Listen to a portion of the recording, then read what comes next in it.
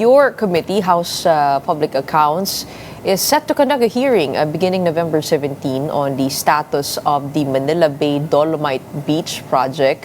Why focus on this project? Isn't it a little bit off-tune given recent disasters? And of course, the criticism, and I do see your post online, no, that this is a political assailing of some sorts. I don't think so.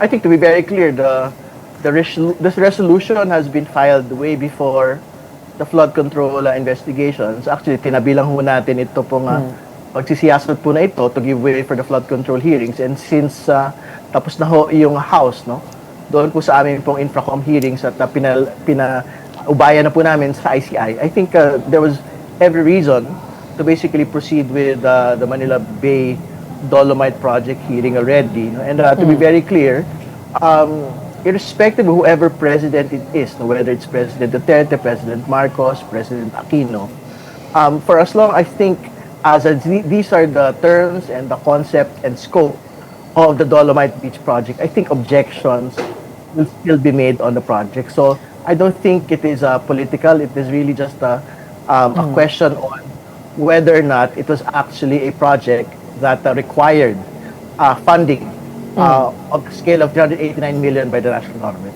But why zone in on this? There are so many things to be investigated on. You did mention farm-to-market roads and other infrastructure.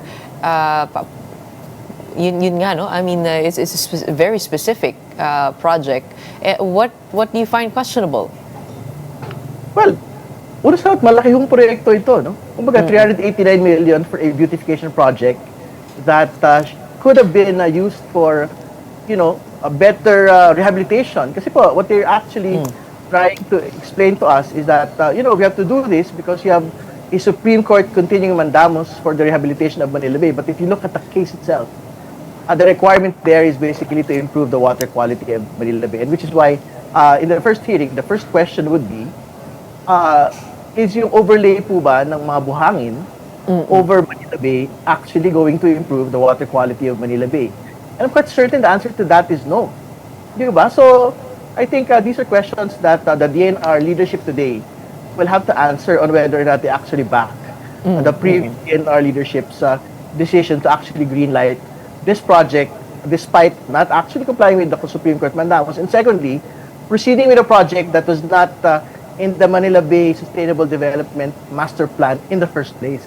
Di ba yung pinag-usapan natin sa flood control?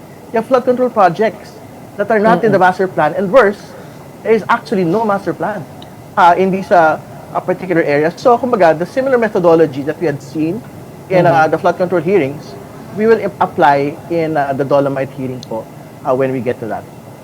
Well, Congressman, don't get me wrong, no? Back in 2021, we also questioned this project, kung ano yung necessity niya. But then the others were quick to answer.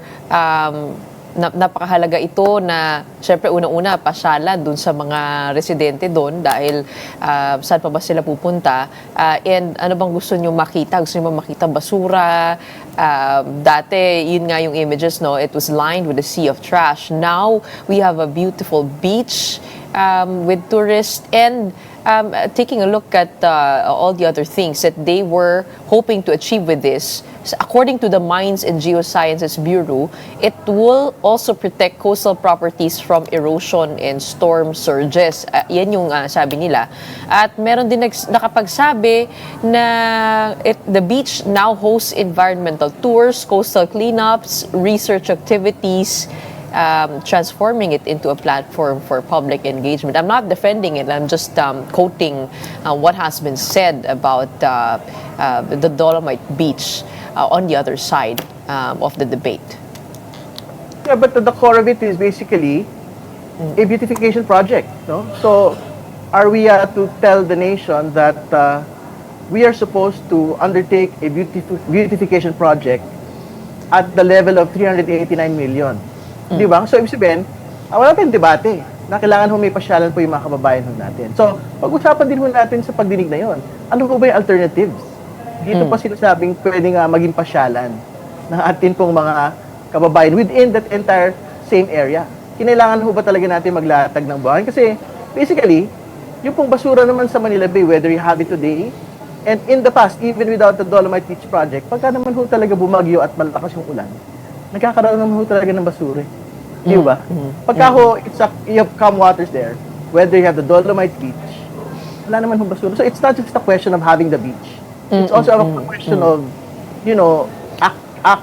adequate solid waste management by not just by the city of Manila, but the cities around the area.